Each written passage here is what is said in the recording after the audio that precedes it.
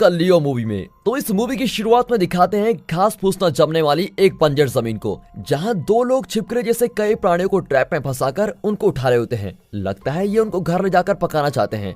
वैसे ही ट्रैप में फंसे हुए एक प्राणी को एक आदमी उठाकर अपने झोले में भर रहा होता है। तब उसके साथ आया हुआ उसका दोस्त कहीं दिखाई नहीं देता और वो जब उसको ढूंढ रहा होता है तभी रास्ते में उसको एक बड़ा सा खड्डा दिखाई देता है और वो सोचता है कि यहाँ पर आते समय तो एक भी गड्ढा नहीं था, तो ये यहाँ पर कैसे आ गया। और ऐसे सोचते समय अचानक उसका दोस्त उस खड्डे से ऊपर आकर कहता है मुझे बचाओ और चिल्लाने लग जाता है, लेकिन उसको बचाने से पहले ही उसको कोई अंदर खींच लेता है। तब ये आदमी खड्डे में झांक कर देखता है कि आखिर वहाँ पर है क्या, और पता नहीं वो ऐसा क्या देख लेता है कि डर के मारे वहाँ से तेजी से भागने लग जाता है और सीधे अपने बाइक में बैठता है। लेकिन कुछ देर में उसकी बाइक अपने आप आगे चली जाती है और वो वहीं ठहरा हुआ रहता है। तभी हम देखते हैं कि उसको एक जायंट लेजर्ड यानी कि एक बड़ी छिपकली पकड़ रही होती है। फिर उस आदमी की कहानी भी खत्म हो जाती है। अब अगले सीन में दिखाते हैं हमारे हीरो काऊ को, जो एक क्लब में कोई रैप सॉन्ग गा रहा होता है और वो बेहद ही अच्छा गाता है, जिसके लिए ऑडियंस उसकी खूब तारीफ भी करती है। फिर कुछ देर बाद थककर वो कोई एनर्जी ड्रिंक पीने लग जाता है और उसके बगल में उसकी असिस्टेंट जेन बैठी होती है। असल में काऊ कोई एल्बम तैयार करने का काम कर रहा होता है और अगर वो एल्बम लोगों के दिलों को छू लेती है तो उसको म्यूजिक इंडस्ट्री में आगे बढ़ने के लिए काफी मौके मिल सकते हैं। और इसी के बारे में काऊ जेन से बातें करता है। तभी अचानक वहाँ पुलिस आकर अनाउंस करती है हमें खबर मिली है कि इस क्लब में नशीले पदार्थों का इस्तेमाल किया जाता है और हम यहाँ पर सभी को चेक करने के लिए आए हुए हैं। अब ये सुनकर काऊ जैसे वहाँ से निकलने की कोशिश करता है तभी पुलिस उसे जाने नहीं देती। वो कहता है सर मैं तो यहाँ सिर्फ गाना गाने के लिए आता हूँ और मैंने जो ड्रिंक ली है वो बस एनर्जी ड्रिंक है। लेकिन पुलिस उसको जाने से रोक देती है और कहती है कि हमने जब तक टेस्ट नहीं करे कोई कहीं नहीं जाएगा। फिर उसने जो एनर्जी ड्रिंक पी होती है उसको टेस्ट करके पुलिस वाले कहते हैं कि इसमें नशीला पदार्थ मिला हुआ है और इसलिए तुम पर केस लगाया जाता है। असल में तो काऊ को ये तक पता नहीं होता कि उस ड्रिंक में क्या मिलाया गया था। उसे लगता है कि किसी ने जानबूझकर एक काम किया है और उसको फंसाया गया है। फिर क्या उस पूरे शहर में काऊ की बदनामी होने लग जाती है और उसने जो एल्बम तैयार की होती है उसे भी रिलीज नहीं करने देते और बैन ही कर देते हैं। और इस तरह उसके सारे पैसे जो उसने एल्बम में लगाए थे वो सभी नष्ट हो जाते हैं। अब ऐसे समय में एक दिन जब जेन उसके घर में उससे मिलने आती है, वो कहती है अरे तुम बीती हुई बातों को क्यों याद कर रहे हो और क्यों दुखी हो रहे हो, अब आगे क्या करना है इस बारे में सोचो। इस पर काऊ गुस्से में उसे कहता है कि मैंने तुम्हें कहा था कि मेरे घर में मत आना। तभी जेन को एक फोन कॉल आता है और उससे कहा जाता है कि उसके दादाजी गुजर गए हैं। असल में काऊ और जेन के दादाजी एक ही व्यक्ति हैं क्योंकि वे दोनों कजन्स हैं। तो ये खबर सुनकर दोनों बहुत परेशान हो जाते हैं और खासकर काऊ, उसको ये बात बिल्कुल भी हजम नहीं होती क्योंकि वो अपने दादाजी से बेहद प्यार करता था। वो अपने दादाजी के साथ रहकर ही बड़ा हुआ था। उसके दादाजी मशीन से जमीन को खोदकर उसमें से पानी निकालने का काम किया करते थे और तब वो काऊ को इस जमीन का कितना महत्व है और इसके अंदर के पानी को हमको कैसे बचा कर रखना चाहिए ये सारी बातें बताया करते थे। अब ये सब सोचते हुए काऊ गाँव में होने वाले अपने दादाजी के घर में चला जाता है। अब वहाँ जाते ही उसका एक पुराना दोस्त यो उससे मिलने आता है और वो काऊ से कहता है कि अरे भाई तुम आ गए, मैंने तुम्हें बचपन में देखा था और अब तुम काफी बड़े हो गए हो। मैं तो तुम्हारे गानों को भी सुनता हूँ और सच में मुझको बहुत ही पसंद आते हैं। इस तरह की वो दोनों बातें करने लगते हैं और तभी वहाँ पर हमारी हीरोइन आती है जिसका नाम है फॉन। काऊ बचपन से ही फॉन को बहुत पसंद करता था और तो और उन दोनों के पापा भी पहले से बहुत अच्छे दोस्त हुआ करते थे। फॉन के पापा ने काऊ के पापा को वादा किया होता है कि वो अपनी बेटी की शादी काऊ से ही करवाएंगे। अब क्योंकि उनके गांव में ज्यादातर बंजर जमीन होती है इसलिए वहाँ के लोग छिपकली जैसे छोटे छोटे प्राणियों को ट्रैप में फंसाकर उनको मार कर खाते हैं और इसीलिए बचपन में काऊ और फॉन उन फंसे हुए प्राणियों को निकालकर उन्हें बाहर छोड़ देते थे। फॉन 10 साल पहले इस गांव को छोड़कर चला गया था और अब 10 सालों बाद वो इस गांव में आया है और फॉन से मिल रहा है। तब फॉन उससे पूछती है क्या तुम्हें अपने गांव में वापस आने के लिए इतना टाइम लग गया। वो जवाब देता है कि मैं हमेशा बिजी रहता हूँ। तभी वो कहती है अरे मेरे YouTube चैनल में तो 8 मिलियन सब्सक्राइबर हो गए हैं, क्या तुम मुझसे भी ज्यादा बिजी रहते हो। क्या तुम्हें पता है दादाजी तुम्हें कितना प्यार करते थे और तुमसे मिलने की भी उनकी आखिरी ख्वाहिश थी। ये कहकर वो उसको डांटती है और फिर दादाजी को श्रद्धांजलि देकर वो वहाँ से चली जाती है। फिर उसका दोस्त यो उसको एक पुरानी कार के पास लेके जाता है और उससे कहता है देखो इस कार को चलाकर ही तुम्हारे दादाजी इस गांव में खड्डा खोदकर पानी निकालने का काम किया करते थे, क्यों ना हम इसको ठीक करें और फिर हम भी इस पर चक्कर लगाकर आ जाएंगे। अब ये सवाल पूछते ही उस गाड़ी के कुछ स्पेयर पार्ट्स टूटकर नीचे गिर जाते हैं, यानी वो काफी पुरानी कार होती है। अब अगले सीन में उन दो लोगों को दिखाते हैं जिनको हमने शुरुआत में देखा था, जिन्हें उस विशाल छिपकली ने कीचड़ में डुबोकर रखा होता है। तब वो दूसरा आदमी अपनी आंखें खोलकर देखता है और जब वो उसके दोस्त को बुलाने की कोशिश करता है तब वो बेहोश रहता है। उसी समय अचानक वो छिपकली उसको काट लेती है और जब उसका खून दूसरे आदमी के चेहरे पर पड़ता है तो वो भी होश में आने लग जाता है और तभी वो छिपकली उसे भी काट कर खा लेती है। अब काओ को दिखाते हैं जो एक कमरे में खड़ा है। लगता है वो अपने बचपन में इसी कमरे में रहा करता था और वो वहाँ रखे हुए अपने दादाजी की तस्वीरों को देखकर बहुत उदास हो रहा होता है। और तब उसके मोबाइल में यूट्यूब का एक नोटिफिकेशन आता है और जैसे ही वो उसको ओपन करता है तो पता चलता है कि फोन ने अपने चैनल में एक वीडियो बनाई है। अब क्योंकि वो 8 मिलियन सब्सक्राइबर्स पार हो चुकी है, इसलिए उसको सेलिब्रेट करने के लिए वो एक प्रतियोगिता रखती है और उसी के बारे में वो बात कर रही होती है। प्रतियोगिता ये होती है कि उस बंजर जमीन को खोदकर जो उसमें से सबसे पहले पानी निकालेगा उसे फोन 10 लाख रुपए इनाम में देगी। और उस वीडियो को देखते ही काओ बहुत ही खुश हो जाता है क्योंकि अगर वो इस प्रतियोगिता में जीत जाता है तो वो उन इनाम वाले पैसों से अपनी सारी प्रॉब्लम्स को खत्म कर सकता है। और फिर वो इस प्रतियोगिता को जीतने के लिए अपना एक प्लान बनाता है। अब वे तीनों उसके दादाजी की गाड़ी को ठीक करते हैं और उसे चलाने लायक बनाकर प्रतियोगिता में लेकर चले जाते हैं। अब वहाँ जाते ही वे देखते हैं कि उनकी तरह वहाँ और भी 20-30 लोग अपनी गाड़ियों को लेकर प्रतियोगिता जीतने के लिए आ रखे हैं। फोन भी इस गांव के शरीफ से अनुमति लेते हुए 4-5 पुलिस अफसरों को अपने साथ लेके आई होती है। अब प्रतियोगिता में भाग लेने वाले सभी लोग आ जाते हैं और फोन अपने हाथ में माइक पकड़कर प्रतियोगिता के कुछ नियम को बताने लगती है। वो कहती है कि यहाँ के 10-15 एकड़ की जमीन में आप लोग कहीं भी खो सकते हो और एक से ज्यादा खड्डे भी खो सकते हो, लेकिन जिस टीम के खड्डे में से सबसे पहले पानी निकलेगा उसी को 10 लाख रुपए का इनाम मिलेगा। वो आगे कहती है कि प्रतियोगिता शुरू होने से पहले हम सभी को एक फ्लेयर गन देंगे और जो भी ये काम सबसे पहले पूरा करेगा उसको फ्लेयर गन चलानी है ताकि सभी को पता चल जाए कि किसने काम पूरा कर लिया है और उसी को वो इनाम दिया जाएगा। और अब प्रतियोगिता भी शुरू हो जाती है। फिर सभी उस प्रतियोगिता को जीतने के लिए क्या क्या करना होगा इस बारे में डिस्कस करते हैं। उसी समय वहाँ पर एक महंगी कार आती है और उसमें से एक अमीर भाई साहब उतरते हैं जिनका नाम मई है। अब उसको देखकर सभी घबरा जाते हैं क्योंकि अगर वो इस प्रतियोगिता में भाग लेता है तो जाहिर सी बात है कि वह जीतेगा, लेकिन वो तो पहले से अमीर है और 10 लाख रुपए का वो करेगा क्या। लेकिन फिर भी ये यहाँ पर क्यों आया है, सभी इस बात की चिंता करते रहते हैं। और फिर पता चलता है कि वो फोन को पसंद करता है और उसका ध्यान अपनी तरफ खींचने के लिए ही वो यहाँ पर आया होता है। फोन फ्लेयर गन को शूट करके प्रतियोगिता को शुरू कर देती है। फिर सभी लोग अलग अलग जगहों पर जाने लगते हैं। अब मही के पास काफी एडवांस टेक्नोलॉजी वाली मशीन्स होती हैं और वो उन्हें इस्तेमाल करके पानी किस जगह पर है और उसको निकालने के लिए कितनी गहराई तक खोदना होगा, ये सारी बातें वो अपने आदमियों से पता करवा लेता है। अब काओ की टीम को दिखाते हैं जो अपने दादाजी की सिखाई हुई बातों को याद करते हैं क्योंकि काओ के दादाजी ने उसको सिखाया था कि ये पानी की प्रोसेस कैसे काम करती है। अब उन पार्टिसिपेंट्स में से एक बेवकूफ इंसान भी होता है। वो अपने हाथ पर एक पत्ते को पकड़कर अपनी टीम से कहता है, मेरे हाथ में जो है वो एक मंत्र किया हुआ पत्ता है और यही हमें आज यहाँ से पानी निकालने में मदद करवाएगा। ये कहकर वो अपने 2 दोस्तों को भी एक एक पत्ता दे देता है और उसके बेवकूफ दोस्त भी बिना कुछ सोचे समझे उन पत्तों को लेकर पानी को ढूंढने के लिए निकलते हैं। अब रास्ते में चलते समय उनको एक बाइक नजर आती है और ये वही बाइक है जो शुरुआत के सीन में वो आदमी छोड़कर गया था। तब ये दोनों सोचते हैं कि इस बेवकूफ के साथ मिलकर काम करने से तो हमें एक फूटी कौड़ी भी नहीं मिलेगी और इसीलिए हम इस गाड़ी को ले जाकर बेच देते हैं और उससे हमको काफी पैसे मिलेंगे। ये सोचकर वो उस बाइक में बैठकर उसको चलाकर जाने लग जाते हैं। अब बाइक को चलाते समय उनके पीछे से उस जमीन में से उनकी तरफ कुछ आने लग जाता है और उसको देखते ही वो दोनों जोर से चिल्लाने लग जाते हैं। कुछ देर बाद वो गायब हो जाता है। फिर अचानक उनके सामने एक बड़ा खड्डा खुल जाता है और दोनों बाइक के साथ उस खड्डे में गिर जाते हैं और उनके गिरते ही वो खड्डा अपने आप ही बंद हो जाता है। अब यहाँ मैप की मदद से काओ और उसके दोस्त पानी की खोज में निकलते हैं, लेकिन उनको कहीं भी पानी का संकेत नहीं मिलता। अब काओ का खुद पर से विश्वास ही उड़ जाता है और सोचता है कि अब इस प्रतियोगिता में हमारी हार पक्की है और ये सोचकर वो अपनी कार में बैठ जाता है। तभी उसको उस कार के डैशबोर्ड में एक गोल्ड मेडल दिखता है। असल में ये गोल्ड मेडल काओ ने बचपन में जीती होती है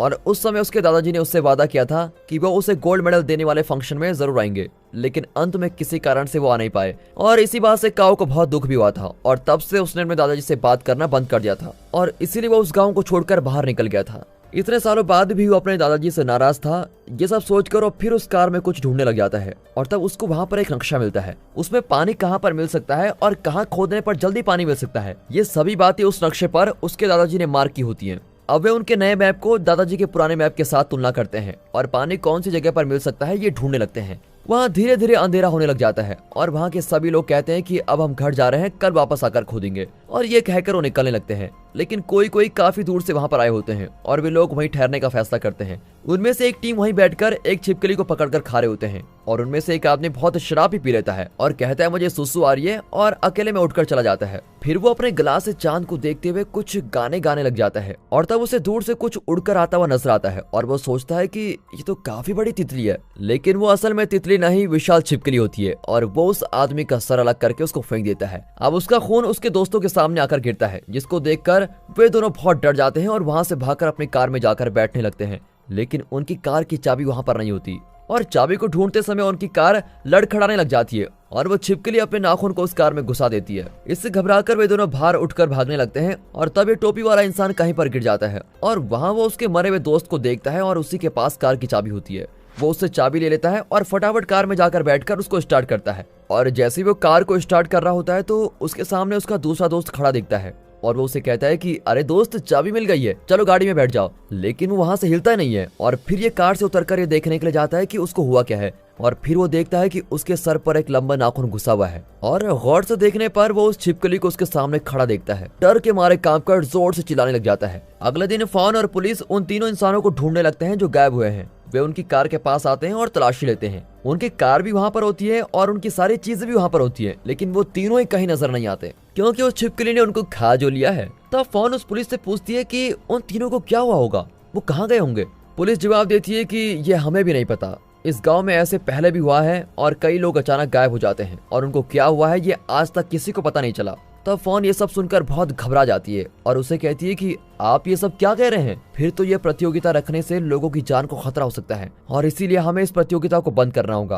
और उसी समय पुलिस को मही का कॉल आता है और वो उससे कुछ बातें करता है। तब पुलिस मही से कहता है कि अरे भाई, यहाँ 3 लोग गायब हो चुके हैं और इस प्रतियोगिता को बंद करने की बातें हो रही है। तब मही उसको धमकाते हुए कहता है कि तुम्हें पता है ना मैं कौन हूँ, अगर इस प्रतियोगिता को बंद करवाओगे तो मैं तुम्हें तुम्हारी नौकरी से निकाल दूंगा। क्योंकि मही ये सब कुछ फोन के लिए कर रहा होता है। अब गांव की टीम को दिखाते हैं जो दादाजी के नक्शे को प्रयोग करके एक लोकेशन पर जाती है। वहाँ एक छोटी गुफा होती है और वे उस गुफा में जाकर धीरे धीरे आगे बढ़ने लगते हैं और वहाँ पर काफी अंधेरा भी होता है। उस गुफा में रास्ता खत्म ही नहीं होता और ये तीनों काफी दूर तक चले जाते हैं और रास्ते में जब वे जांच करते हैं तब उन्हें साइड की दीवार गीली नजर आती है और उस दीवार पर कुछ घास भी उगी हुई होती है। वे अनुमान लगाते हैं कि उस गुफा में जरूर पानी मिलने की संभावना है और ये सोचकर बहुत खुश हो जाते हैं कि हमने पानी को ढूंढ लिया और हम इस प्रतियोगिता को जीतने वाले हैं और हमें 10 लाख रुपए मिलने वाले हैं। ये सब वे मजे से कह रहे होते हैं। तब यो के कानों में कुछ अजीब सी आवाजें आती हैं और वो यहाँ बात देखने लग जाता है कि है क्या। तब काऊ से पूछता है तुम्हें क्या हुआ है और क्या देख रहे हो। वो कहता है मुझे कुछ आवाज सुनाई दे रही है, लगता है यहाँ पर चमगादड़ है। वो ये कहकर अपना मुंह बंद ही कर रहा होता है, लेकिन तभी वहाँ पर छिपकली आकर उसे अपने मुंह से उठा लेके जाती है और ये देखकर काऊ और जेन बहुत घबरा जाते हैं और वहाँ से चिल्ला चिल्लाकर भागने लगते हैं। अब यहाँ मई पानी होने वाली जगह पर कुछ बॉम्ब रख देता है और ये देखकर फोन उसे कहती है ये सब तो मेरे नियमों में नहीं था, लेकिन वो उसकी एक नहीं सुनता और कहता है कि इस प्रतियोगिता में जीतने के लिए मैं कुछ भी करूंगा। उसी समय काऊ वहाँ पर तेजी से भागकर चिल्लाते हुए आता है और कहता है कि यहाँ कोई बड़ी छिपकली है जो हमको पकड़ने आ रही है, यहाँ से फटाफट निकलो, और उसने हमारे एक दोस्त को भी मार दिया है। लेकिन फोन उसकी बातों पर विश्वास ही नहीं करती। तब वहाँ पर काम करने वाला एक आदमी चिल्लाते चिल्लाते अचानक एक खड्डे में गिर जाता है और ये देखकर सभी को काऊ की बातों पर यकीन होने लगता है। फिर सब डर कर भागते हैं और पास में एक ट्रक में चढ़कर खड़े हो जाते हैं। तभी वो छिपकली एकदम से उनके सामने आकर खड़े होकर अपना मुंह खोलती है। लगता है वो सभी को एक साथ काट कर खाना चाहती है, लेकिन तब तक सभी लोग इस ट्रक से कूदकर अलग अलग दिशाओं में चले जाते हैं। अब ट्रक के फ्रंट साइड में मही और जेन बैठे हुए होते हैं और जब वो पुलिस वाला भी उस गाड़ी में बैठने की कोशिश करता है तब मही दरवाजे को लॉक कर देता है और बस फिर क्या, पुलिस उस छिपकली का शिकार बन जाता है। फिर वो छिपकली काऊ और फोन को पकड़ने के लिए जाती है। तभी वे दोनों एक खड्डे में जाकर छिप जाते हैं। वो छिपकली भी वहां जाकर उनको खाने की कोशिश करती है, लेकिन तब जेन उस ट्रक के हॉर्न को लगातार बजाती रहती है और उसकी आवाज को सुनकर छिपकली फिर से ट्रक के पास चली जाती है। अब काऊ और फोन जिस गुफा में छिपे हुए थे वो गुफा कहीं खत्म नहीं हो रही होती है और वो काफी दूर तक चलते रहते हैं। वे आगे बढ़ते ही रहते हैं इस आशा में कि ऐसे चलते चलते शायद वे बाहर निकल जाएं। लेकिन अगले सीन में दिखाते हैं कि जेन और मही जो उस ट्रक में छिपे हुए थे वो जैसे गाड़ी से बाहर चारों ओर देखते हैं तो उन्हें वो छिपकली कहीं भी दिखाई नहीं देती और वे सोचते हैं कि शायद वो वहां से चली गई होगी। फिर वे जब गाड़ी से बाहर निकलने के बारे में सोचते हैं तो उनके सामने के शीशे में छिपकली का हाथ आकर गिरता है और वो छिपकली उस गाड़ी पर ही बैठकर सो गई होती है। अब अगर वे बाहर निकलेंगे तो उनकी कहानी यहीं पर खत्म हो जाएगी, ये सोचकर वहीं बैठे रहते हैं। यहाँ काऊ और फोन जब उस गुफा में चल रहे होते हैं तब उन्हें रास्ते में छिपकली के बड़े बड़े अंडे नजर आते हैं और अगर उन अंडों में से बड़ी बड़ी छिपकली बाहर आ गई तो काऊ के पूरे गांव को नष्ट कर देंगे। फिर वे वहां यो को देखते हैं जिसे उस छिपकली ने मारकर वहीं सील करके रखा होता है। यहाँ जेन अपने मोबाइल फोन से चेक करती है कि असल में छिपकली कर क्या रही है, तो वो वहां पर खराटे मारते हुए सो रही होती है और तब मही कहता है मेरी कार पास में ही है और अब ये छिपकली भी गहरी नींद में है, इसीलिए हम तुरंत यहाँ से निकलकर मेरी कार में बैठ जाते हैं और हम यहाँ से बचकर निकल जाएंगे। फिर जेन पहले ट्रक से बाहर उतरती है और जल्दी उस कार तक पहुंच जाती है, लेकिन मही अपने कार तक नहीं पहुंच पाता क्योंकि उसके सामने छिपकली की पूंछ होती है। और जेन से कार का दरवाजा भी नहीं खुल रहा होता है, इसलिए मई अपने हाथ में रखे रिमोट से उसे अनलॉक कर देता है और ठीक उसी वक्त पर छिपकली जाग जाती है और वो मई को काट कर खा लेती है। अब ये देखकर जेन जल्दी जल्दी कार में जाती है और वहाँ बैठकर सुरक्षित रहती है। यहाँ फोन काऊ से कहती है कि इस छिपकली ने जिन लोगों को पकड़ कर रखा है उन सभी को हमें बचाना होगा, हम उन्हें इस तरह छोड़कर नहीं जा सकते। तब काऊ स्वार्थी बनकर जवाब देता है कि हम सिर्फ खुद को बचाकर यहाँ से निकलेंगे, हमें औरों की चिंता नहीं है। तो फोन उसे कहती है कि अगर तुम्हारे दादाजी यहाँ पर होते तो इस तरह लोगों को मारने के लिए छोड़कर कभी नहीं जाते। वो कहता है कि तुम्हें मेरे दादाजी के बारे में नहीं पता और वो इतने भी अच्छे नहीं थे। बचपन में मैंने जब गोल्ड मेडल जीता था तो वो उस दिन फंक्शन में नहीं आए थे और तब से मैंने उनसे बात करना ही बंद कर दिया था। अब ये सुनकर फोन खड़ी हो जाती है और एक फ्लैशबैक दिखाया जाता है। असल में उस दिन उसके दादाजी जल्दी जल्दी में उस फंक्शन में शामिल होने जा ही रहे थे, लेकिन उस समय फोन को एक सांप ने काट लिया था और उसे रास्ते में देखते ही दादाजी तुरंत उसको हॉस्पिटल लेकर गए थे और इस प्रकार दादाजी ने फोन की जान बचाई थी। फोन कहती है कि मैं तुम्हारे दादाजी की वजह से आज जिंदा हूँ, ऐसे इंसान के बारे में तुम गलत बातें कर रहे हो। ये सब सुनकर तो काव बड़ा हैरान हो जाता है और उसके पास बोलने के लिए एक भी शब्द नहीं होता। वो दादाजी को याद करके रोने लग जाता है। फिर वो फोन से कहता है कि इतने सारे लोगों को बचाने का काम सिर्फ हम दोनों नहीं कर सकते और इसके लिए हमें और भी कई लोगों की मदद लेनी होगी। फोन उसको एक मस्त आइडिया देती है। अब काव ने जिस गिली दीवार को देखा होता है उस दीवार के पीछे जरूर पानी होगा और इन छिपकलियों को पानी बिल्कुल भी पसंद नहीं होता और इसलिए उन्होंने इतनी बड़ी दीवार को बनाया है ताकि वो पानी बाहर से या ना आ सके। तो अगर किसी तरह हम इस दीवार को तोड़ देते हैं और बाहर से पानी यहाँ पर आ जाए तो छिपकलियां मर जाएंगी। वे दोनों इस प्लान के बारे में डिस्कस करते हैं। अब यहाँ दिखाते हैं तो छिपकली ने मही को निगल लिया होता है और उसे भी मारे बगैर वो उसी गुफा में लेके आती है और बाकी लोगों की तरह उसको दीवार में सील करके रखा होता है। यहाँ काऊ और फॉन किसी तरह से बाहर निकल गए होते हैं और वो छिपकली उनका पीछा करते हुए आती है। तब सामने देखते हैं तो कुछ योयो बॉयज खड़े होकर मजे कर रहे होते हैं और उनको देखकर ये दोनों चिल्लाकर कहते हैं, अरे बदमाशों, यहाँ विशाल छिपकली आ रही है, तुम सब तुरंत यहाँ से भाग जाओ। लेकिन वे इनकी बातों को सुनते नहीं है और तब वो छिपकली उन्हें देख लेती है और वो तेजी से उड़ते हुए उनकी तरफ आने लग जाती है। अब ये लोग अपनी बंदूकों से उसको मारने की कोशिश करते हैं लेकिन उससे छिपकली को कुछ भी नहीं होता और इसका बदला लेते हुए वो छिपकली एक आदमी को काटकर उसके 2 टुकड़े कर देती है। वो छिपकली किसी पर भी तरस खाए बिना हर एक को निगलने लग जाती है और उसी समय काऊ होश में आता है और जब वो अपनी आंखें खोलता है तो वो उस छिपकली को फोन के पीछे खड़े देखता है। वो छिपकली धीरे धीरे फोन को निगलने लगती है और काऊ उसको अपनी बंदूक से काफी बार शूट करता है लेकिन उसका कोई फायदा नहीं होता और वो छिपकली वहां से चली जाती है।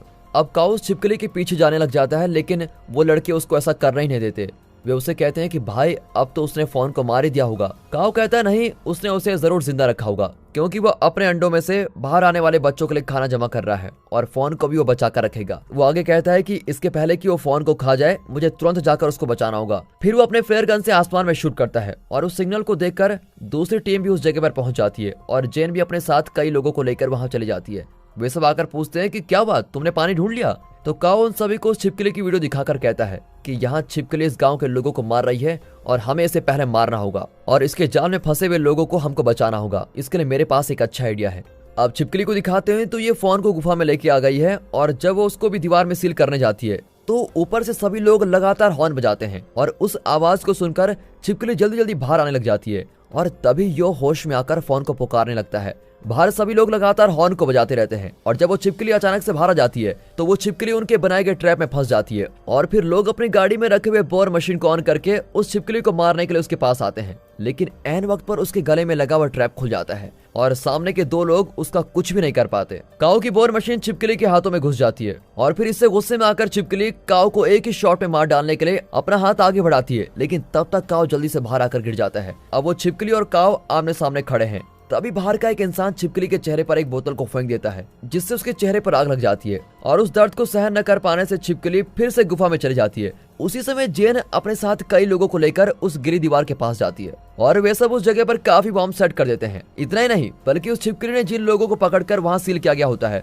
उन सभी को बचा भी लेते हैं और जब ये सब मिलकर वहां से बाहर निकलने की कोशिश करते हैं तभी अचानक वो जगह लड़खड़ाने लग जाती है और उससे घबराकर मही उन्हें छोड़कर दूसरी तरफ भागने लग जाता है और अब ये सोचते हैं कि अगर उसे बचाने गई तो हमारी जान को खतरा हो सकता है। ये सोचकर वे सब खुद की जान बचाते हुए गुफा से बाहर आ जाते हैं। लेकिन तभी काऊ को एक बात पता चलती है कि फोन उनके साथ नहीं आई है क्योंकि जब मही घबराकर दूसरी तरफ भागा होता है तो उसको बचाने के लिए फॉन भी उसको ढूंढते हुए उसके पीछे गई थी। अब काओ उस बॉम्ब को ब्लास्ट करने के लिए रिमोट को अपने साथ लेके आता है और उन्हें कहता है तुम लोगों को हमारे आने का इंतजार करने की कोई जरूरत नहीं है, तुम लोग यहाँ से चले जाओ, हम एक काम पूरा करके वापस लौट जाएंगे। ये कहकर वो गुफा में चला जाता है और उसी समय वहाँ फॉन मी को ढूंढ लेती है और उसे कहती है चलो अब यहाँ से जल्दी निकलते हैं। अब जैसे ही वो वहाँ से निकल रहे होते हैं ठीक उसी समय वो छिपकली आकर खड़ी हो जाती है। अब उसको देखकर मही डर जाता है और वहाँ से रफू चक्कर। अब वहाँ फोन अकेली खड़ी रहती है और जब छिपकली उसको खाने के लिए आती है तभी अचानक काव वहाँ कूदकर एक कुल्हाड़ी से उसके सर पर मार देता है और इससे छिपकली थोड़ी घायल हो जाती है और उन्हें कुछ नहीं कर पाती।